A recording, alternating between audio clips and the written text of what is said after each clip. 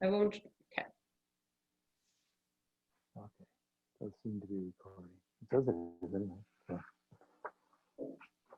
So welcome to Food Farm Talk on CFRU 93.3 FM in Guelph, Ontario, Canada, and on podcast on all the major podcast platforms. I'm Paul Smith, and I'm one of the hosts of Food Farm Talk. The other hosts are Emily Duncan and Abdul Rahim Abdullah.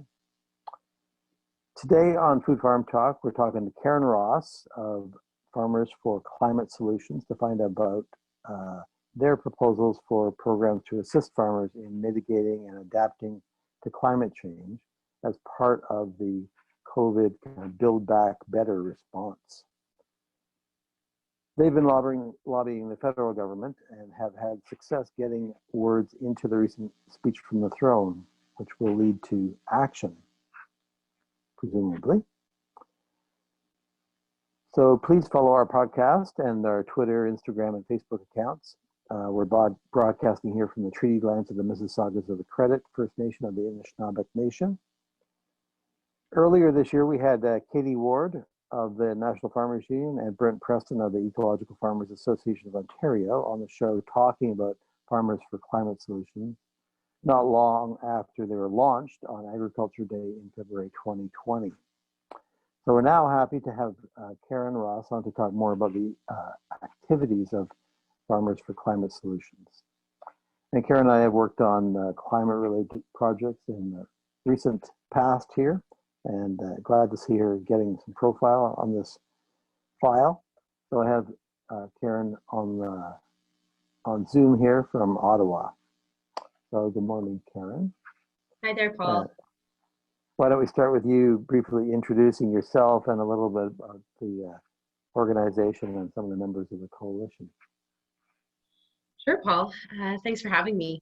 So I'm Karen Ross, as you said, I'm the director of Farmers for Climate Solutions. And, as coming up to here, in terms of the work that I've done, I've been in food and agriculture related work for the past 10 years. I've always aspired to be a farmer myself. So, since my early 20s, I've been growing at a small scale on rented land. And I just want to start off with the best news of the summer for me is that my partner and I finally purchased our own farm up in Laurentian, so halfway between Ottawa and Montreal.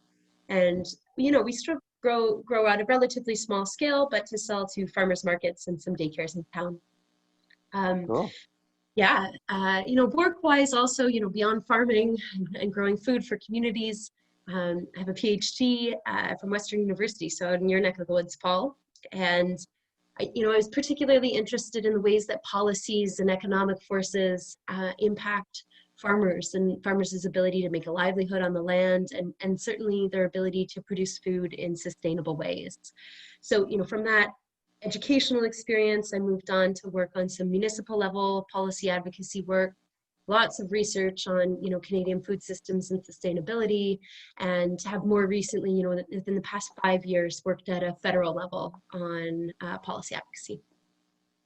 So Farmers for Climate Solutions, Paul, way more exciting than myself, is the first of its kind national coalition of farmer-led and farmer-supporting organizations across Canada that know that agriculture can be part of our Canadian climate solution. So our ultimate objective as a coalition is to influence policies and practices that help farmers to reduce emissions, to build climate resilience, and improve their own livelihoods. So we believe that by working together, we can have a stronger impact by being able to, communicate to more citizens across Canada about the ways in which farmers and ranchers are already changing their practices to reduce their emissions and build resilience. We believe that, by working together, we can also talk to many decision makers, so at municipal, provincial, and federal levels, to advance support for farmers and ranchers to be able to, be empowered with the skills and the practices that they need to successfully reduce emissions and build resilience. As you said, we've been working together since February of this year. So we launched on National Agriculture Day, Paul. And we thought we had perfectly laid plans. You know, we were looking towards the next climate plan in Canada and how agriculture could play a role within that. We were thinking about the negotiations around the next Canadian agricultural partnership. And then all of a sudden, the global public health pandemic hit in March. So just 1 month after we launched, we had to quickly change gears. And so what we decided to do was think about not specifically the immediate response necessary within the ag sector, but think more about the kinds of opportunities that may exist in the recovery from the pandemic. So, you know, as you mentioned in your intro, Paul, what's really interesting is that our government themselves are seeing the pandemic as something that requires an urgent response to be sure that, you know, because it's so destabilizing for all of our lives, for society and the economy, you know, they're ensuring that, you know, citizens can get by through this hard time. But at the same time, they're also thinking about what the future will look like post-pandemic. And they're seeing this as an opportunity or maybe a time to pivot within our economy to think about, you know, what does building back better look like across all of our sectors? And so what Farmers for Climate Solutions decided to do was present the government with a report with 5 priorities that summarizes what we think farmers and ranchers are looking for in Canada. Cool. Yeah, no, that's a good introduction. Thanks, Karen. So building on what you just said, you released that report, Better Future Starts on the Farm, recommendations for recovery from COVID-19 Canadian agriculture. And that was back in August. So that sort of focused your lobbying efforts, as you just kind of explained, on the federal government and those 5 recommendations. So can you talk a little bit about how you arrived at those 5, kind of your process with the organizations, and we'll talk more about the throne speech and what you managed to win a little bit later, but a little bit about the way you reached that, and then we'll talk about the 5 recommendations as well, each one a bit. Super, Paul. Yeah. So as I said, Farmers for Climate Solutions is led by farmers and ranchers. So we've pulled together a policy working group. So these are some of the farmer-led associations with farmers themselves, ranchers as well, on this policy group, thinking through, you know, what kinds of public programs can a sector benefit from that would help quickly scale up and out climate solutions in Canadian agriculture. That policy working group has put together 6 high-level priorities that we believe are kind of the most important in terms of high impact for farmer livelihoods, for GHG reduction, and for climate resilience. But not all of those, Paul, apply to kind of the short term. So what we wanted to do was think through what are the short-term actions that the government could consider that will lead to long-term lasting benefit. What the government has told us is that they're particularly interested in what they're calling, you know, shovel-worthy or shovel-ready project. Mm-hmm. So this idea of, you know, easily implementable, high impact in terms of GHG reduction, new green job creation, particularly in rural and remote areas. And they're interested in these ideas being cost effective. So Paul, the way we landed on these 5 recommendations is, first of all, you know, thinking through what do farmers and ranchers need, but then second, what could be immediately implementable that's relatively cost effective, but could have these kinds of long-term benefits that we're looking for in our sector, Paul, which, you know, I've said it a million times already, but I'll say it again, you know, it's all about reducing emissions while improving farmers' livelihoods and increasing resilience. Yeah, that's good. So let's run through the 5. So the first one is encourage on-farm renewable energy generation, fuel switching, and building retrofits on farm. So can you talk about a little bit more specifically about what you're proposing for each of those areas that you mentioned? Yeah, for sure. So Paul, green energy and green technology is going to be a big part of Canada's recovery. We've seen that already. We've already seen a major $10 billion investment from Infrastructure Canada announced, you know, within the past week in large part for investments in green energy, so in renewable energy production. And what we're advocating for is that, farmers and ranchers shouldn't be left out of this picture. So farmers and ranchers are really well positioned to generate energy on their farms. Lots of farmers and ranchers are already doing this. Like, if you drive through the countryside in Alberta, you'll see lots of oil rigs on farms, and farmers are generating a revenue from that. Given the challenge we face in terms of global climate change, we do need to urgently transition to lower GHG fuels. And, given the fact that farmers have large land masses, they are well positioned to think about installing solar arrays, wind generation, biogas facilities for manure management with the right kinds of incentives. So Paul, we do have some incentives that are offered at a federal level for the adoption of renewable energy. And a few provinces have currently offer programs. But what we realized in thinking through this priority is, we dug a little deeper to find out, is this program enough? Are farmers picking up renewable energy across Canada? And what we've learned is that only 4% of farms in Canada currently are generating renewable energy either to use on farm or to sell to the grid. And that only one farm since the announcement of the 2018 Canadian Agricultural Partnership has actually benefited from these programs. Wow. So what we need, so what we think we need here, Paul, if we're really being serious about our climate commitments, what we really would love to see is an incentive program that isn't piecemeal across provinces, but encourages kind of widespread adoption of clean energy for farmers and ranchers. What we love about this recommendation, Paul, is that farmers, with the right incentives, if they are empowered to install these kinds of technologies, then not only can they save on, things like diesel fuel, high GHG fuels, so save on their own expenses, but into the future, hopefully they can also generate a revenue by selling this energy back to the grid. So, that's always helpful for a farmer's business. Maybe just quickly then, Paul, I'll talk about, battery-powered machinery. This is something that we're really interested in because what we know in Canada is that Canada actually has a competitive advantage when we compare it to other countries in terms of the production or the manufacturing of big batteries. So what I mean by big, that's maybe like the layman's way of saying it. I don't know how else to say it, but like electric batteries for buses and big trucks and things like tractors. And we're actually, exactly. We're actually pretty good at doing that.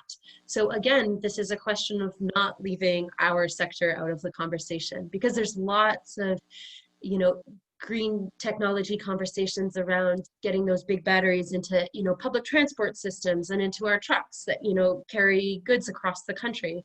There's far less talking about getting that into our tractors. And for us, it is in the near future, it is within the next generation that we are going to have to be on cleaner fuels in our farm machinery.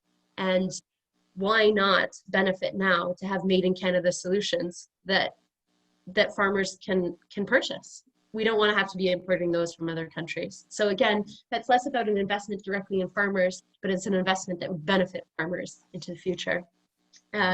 We'd hope, of course, that there would be incentives and maybe even mandates to help farmers then adopt this clean technology on farms. Paul, some of the coolest stories of farmers with electric tractors come out of Ontario, actually. We have one of our farmers in our networks has an electric tractor, and he gets, the same horsepower compared to his diesel tractor. He can go 5 to 8 hours on his electric tractor. So, he's getting what he needs and saving the money because he doesn't have to purchase his diesel anymore.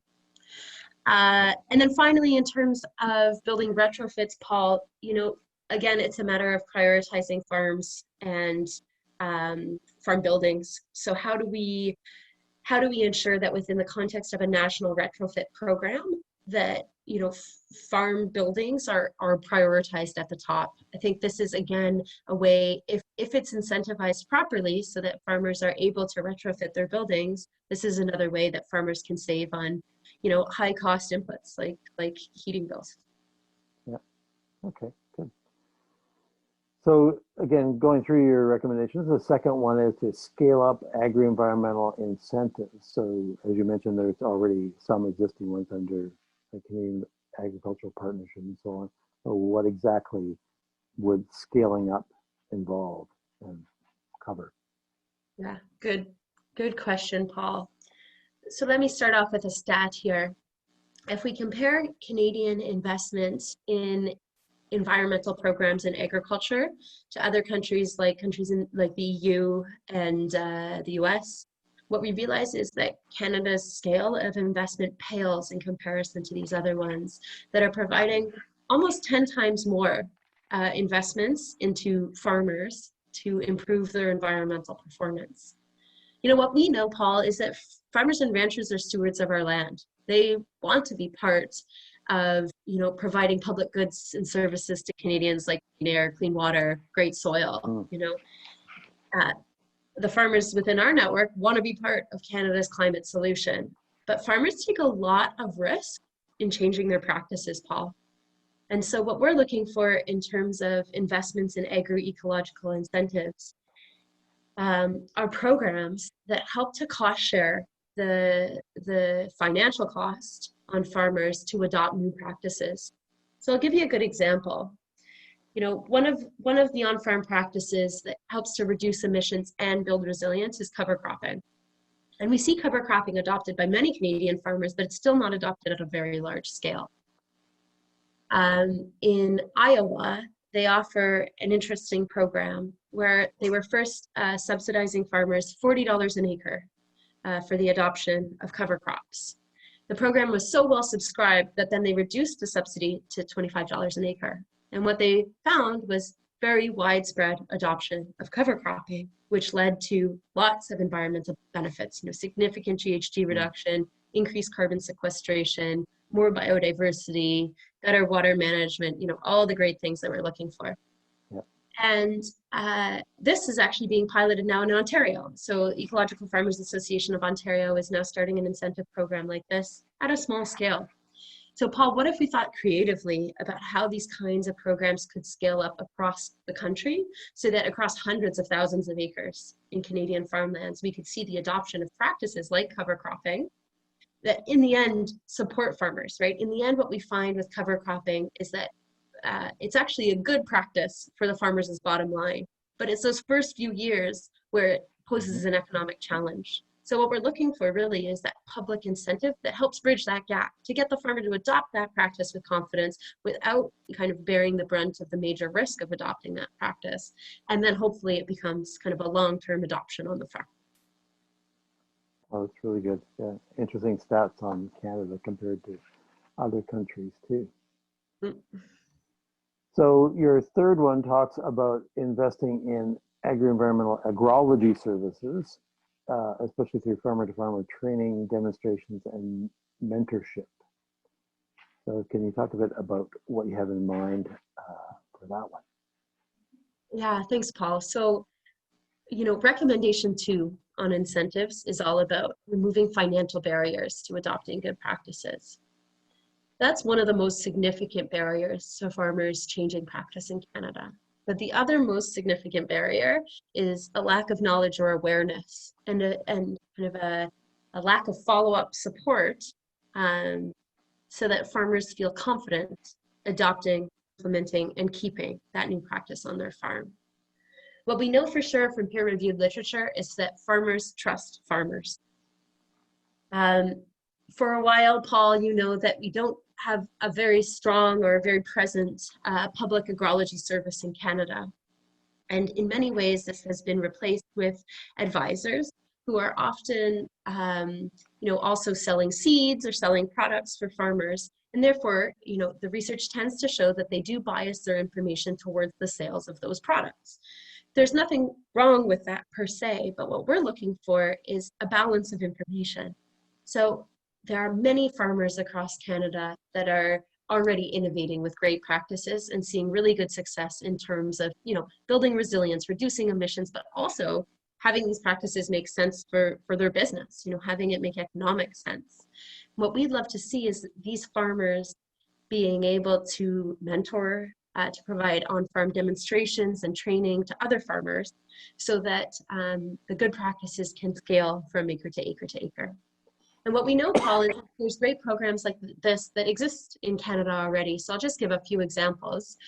For instance, Young Agrarians work specifically with young and new entrants in the sector out in BC and the prairies, and most recently in the Yukon.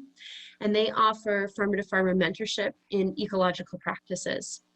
And their program actually has, very strong results. Farmers who are mentored, on average end up increasing their revenue after the year of mentorship by 50%. So there's something to say about having guidance peer-to-peer that really supports good practice and also business development. A few other examples: Canadian Organic Growers is running a number of farmer education programs, and currently in your neck of the woods, actually in Ontario, doing a 3-year transition project in which there's very close mentorship between farmers who are practicing in more conventional ways, working towards reducing input use, integrating things like cover cropping and other practices that tend to be associated with organic agriculture. The list goes on, Paul, but what I'm trying to say here is that there are programs that already have the structures in place that are necessary to support and reward farmers for mentorship, training, and demonstration, and to recruit new farmers to come see what these farmers are up to and learn from them. But what we'd like to see, Paul, is that this be scaled up across Canada, because right now what we're seeing is there's great regional hubs, but it's not enough to get to all the farmers. So one of the investments we'd love to see as part of the recovery is investments in these kinds of programs to scale up so that more and more farmers can have access to information on climate resilient practices, and so that we can see these practices scale across hundreds of thousands of acres in Canada. Yeah, it's the people part that the general public never really thinks about, is the people part of all these kinds of programs. You're so right. And so on. Yeah. Yeah. Now moving on to Paul, my favorite story is the one of the farmer who goes to Tim Hortons and no, let me start over. It's the one of the farmer who starts cover cropping and then feels like he or she can't any longer go to the neighborhood coffee shop because their fields are seen as too messy by the neighbors. And it's how can we create spaces in which farmers feel comfortable and empowered to talk to one another about changing their practices, the kinds of opportunities and benefits they've gained from that, and also the challenges. And then how can one farmer's lessons learned become the next farmer's shortcut to the solution? Yeah. Okay. And perhaps use Tim Hortons as a way of disseminating information. The farmer gatherings, that's a common gathering, it could be exploited. I know there's a Saugeen Conservation Authority uses that quite deliberately, the coffee gatherings as a mechanism. Great. So your next one is probably the most different than you might expect. The idea is to adapt business risk management programs to encourage risk-reducing practices. Can you talk about what you have in mind for that one? Yeah, thanks, Paul. This one's probably the most complex, so I'll just start with a bit of a background. So the Canadian business risk management programs are really critical income support programs for farmers. So farmers face lots of variability from season to season and within seasons, and sometimes suffer major crop losses, not for anything that they've done, but because something happened, or maybe there's a change in a market. So these are public programs that help to support farmer livelihoods in bad years, simply put. They are very expensive programs, though. They demand more than 60% of public funding from the Canadian government. So our Canadian Agricultural Partnership is a $3 billion investment over 5 years, which means that these business risk management programs demand well over $1.5 billion. Currently, the way the programs are designed is that they are not associated with practices that help to reduce risk or build resilience. We can understand then that in a climate changing world where we're seeing firsthand increased impacts from climate change because of severe weather events like storms and droughts, floods. Here in Quebec, we had the worst drought and flood on record ever in the history of Quebec, which had significant impacts on farmers here and led to lots of crop insurance claims. We saw hailstorms out in Alberta in June, again, leading to lots of crop insurance claims.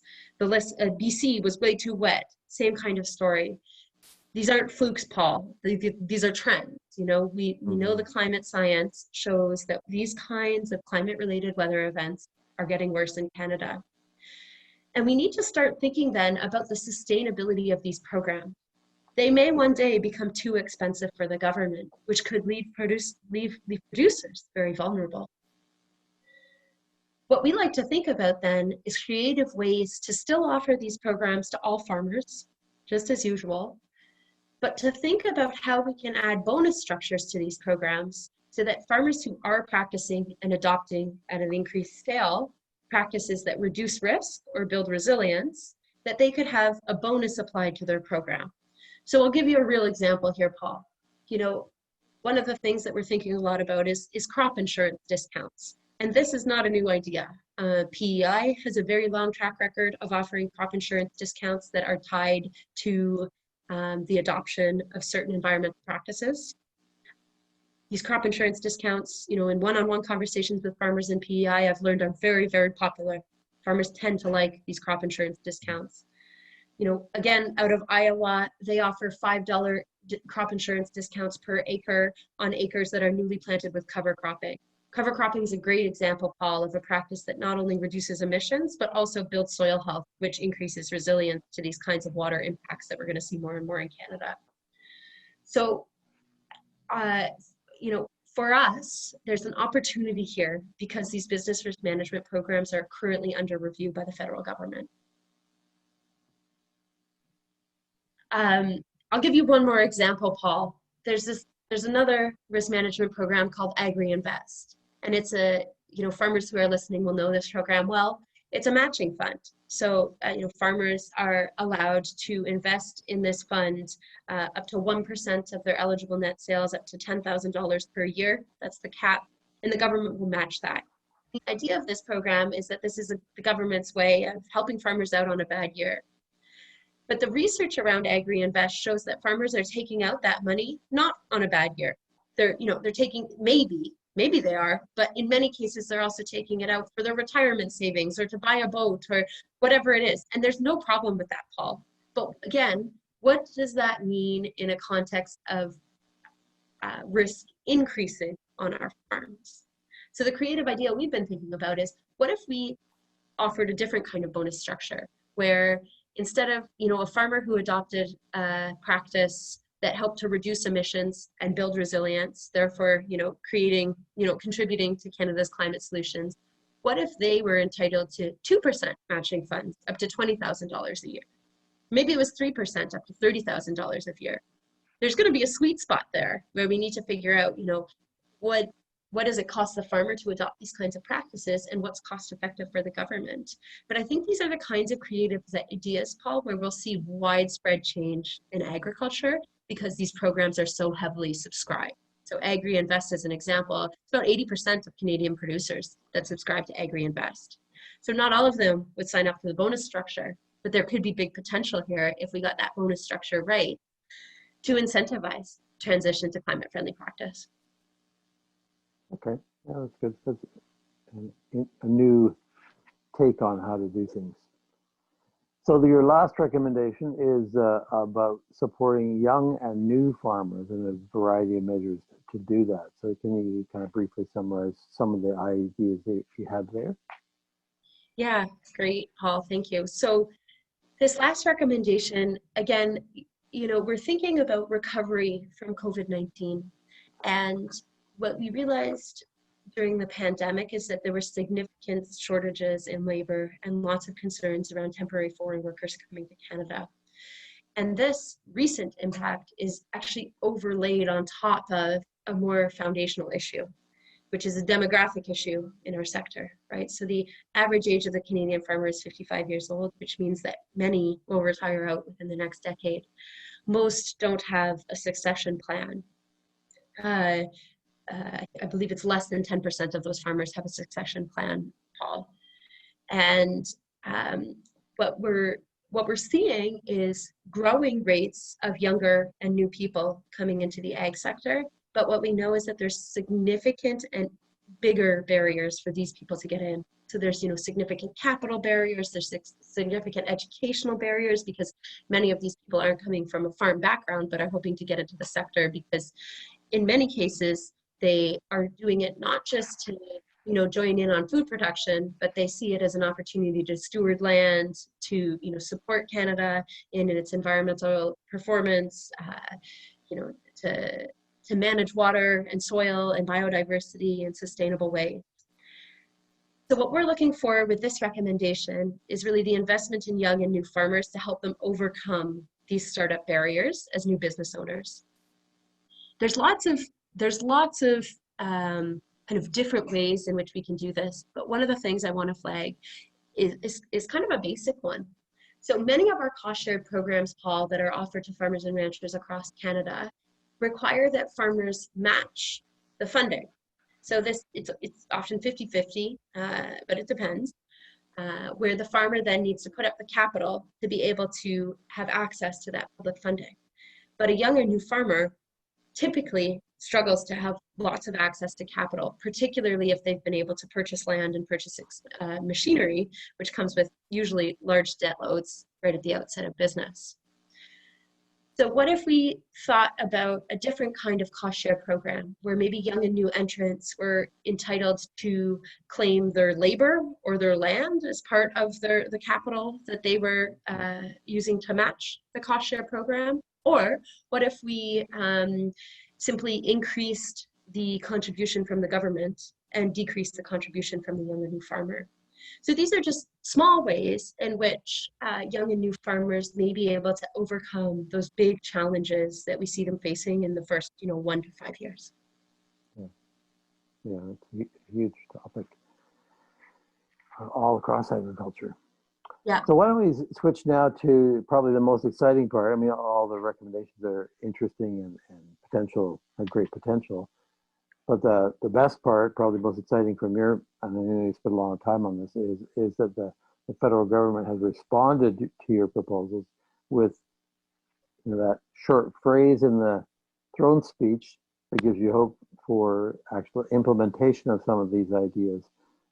So maybe you can talk about how the kind of ways in which you tried to convince the government to do this, and what you see happening now. What are the next steps for actually getting some of that on the ground?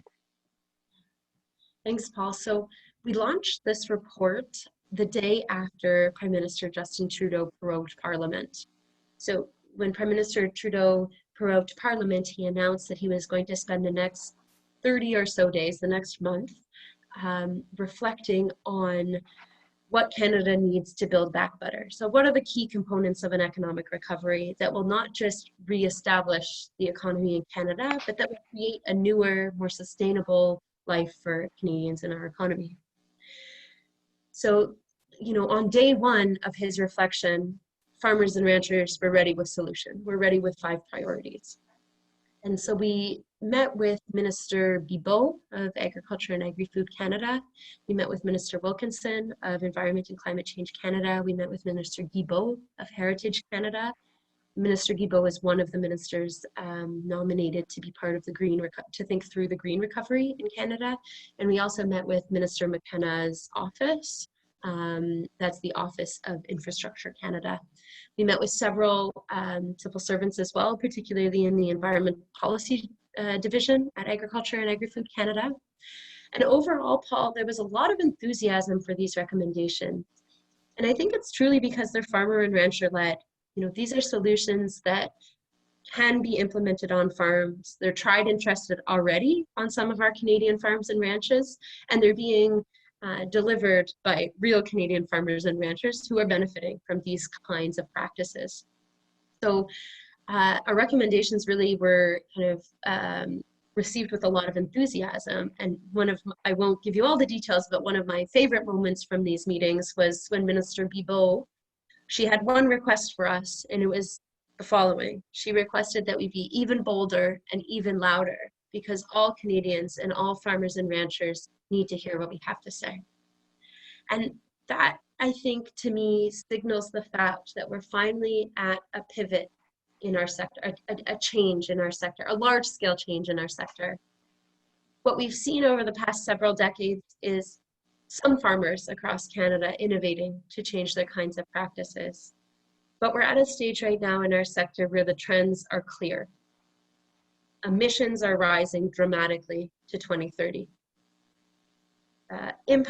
Climate impacts like floods and droughts are hitting farmers harder and harder. Year after year, we're seeing more extreme storms, more of them, and it's harder to make a livelihood on the land. And speaking of livelihoods, farm debt is at record levels. This is a sector needing to change in ways that co-address all three of those concerns, so that farmers and ranchers can continue to provide, food for Canadians and for the world, can continue to make livelihoods off the land, and can steward our land, quite frankly, contributing to beautiful landscapes and dynamic rural communities.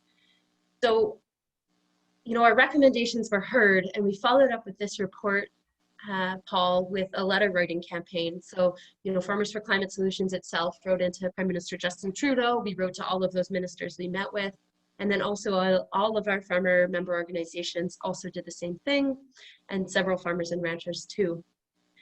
And we, our central request was that what we want in the new agenda is support for farmers and ranchers to reduce emissions and build resilience. And as you mentioned, that exact wording was included in the speech from the throne.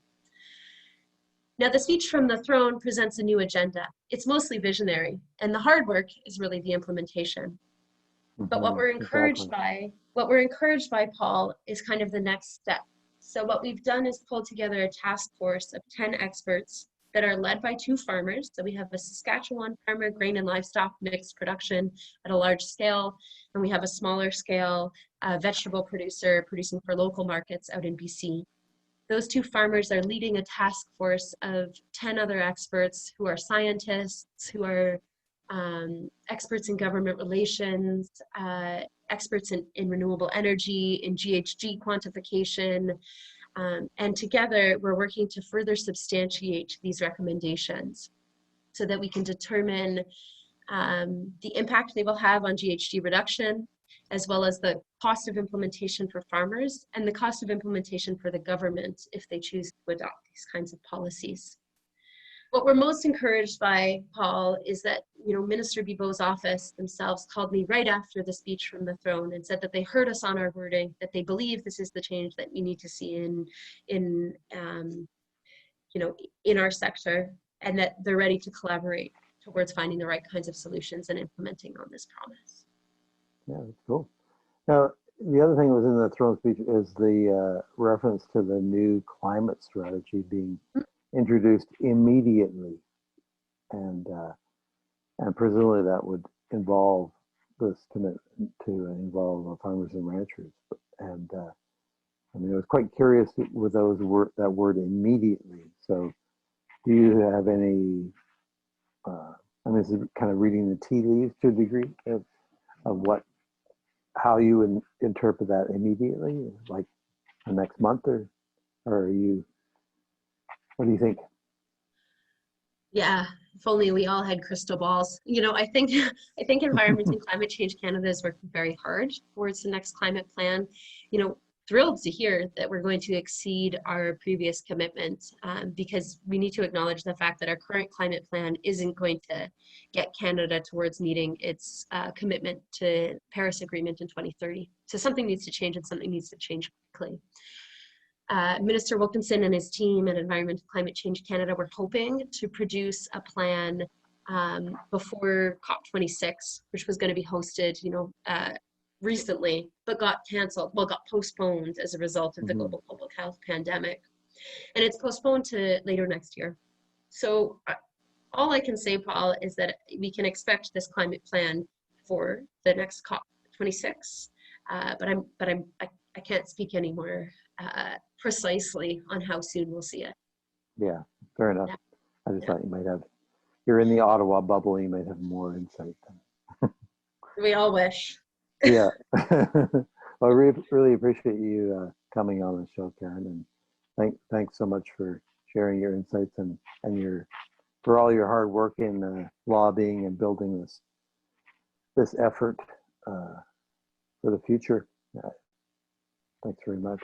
And Thanks, so Paul. this is Food Farm Talk on CFRU 93.3 FM in Guelph, Ontario, Canada, and on podcast throughout the world wherever you can access it.